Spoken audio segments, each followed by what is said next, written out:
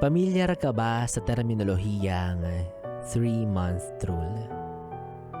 Ito raw yung maikling panahon kung saan bibigyan mo ng palugit yung sarili mo at yung taong nakarelasyon mo na kahit papaano magmuni-muni mula sa nagwakas niyong relasyon. Isa raw itong pagpapakita ng respeto sa nararamdaman mo at doon sa taong minsan ay naging mahalagang parte ng buhay mo. Hindi naman sinasabing sa loob ng 3 buwan magmukmuk ka. Ikulong mo yung sarili mo sa mga alaala niya.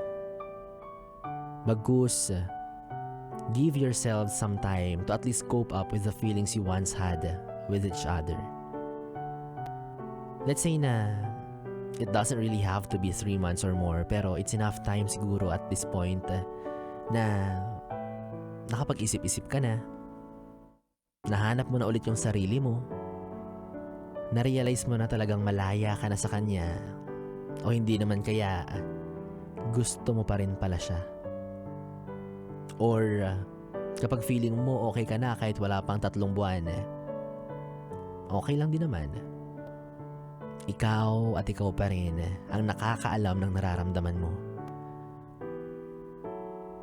Pero baby, kung papasok ka ulit sa isang relasyon at susubok kang muling magmahal, please, siguraduhin mo lang na yung pag-ibig na ibibigay mo sa bagong taong ito ay hindi latak ng nakaraan mong pag-ibig.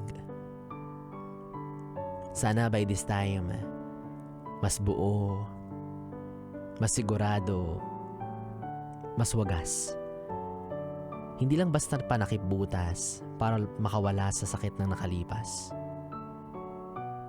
Totoo namang time heals.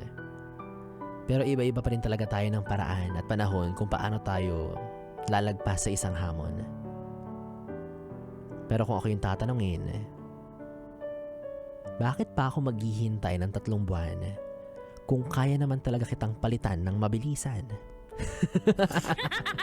Kainis.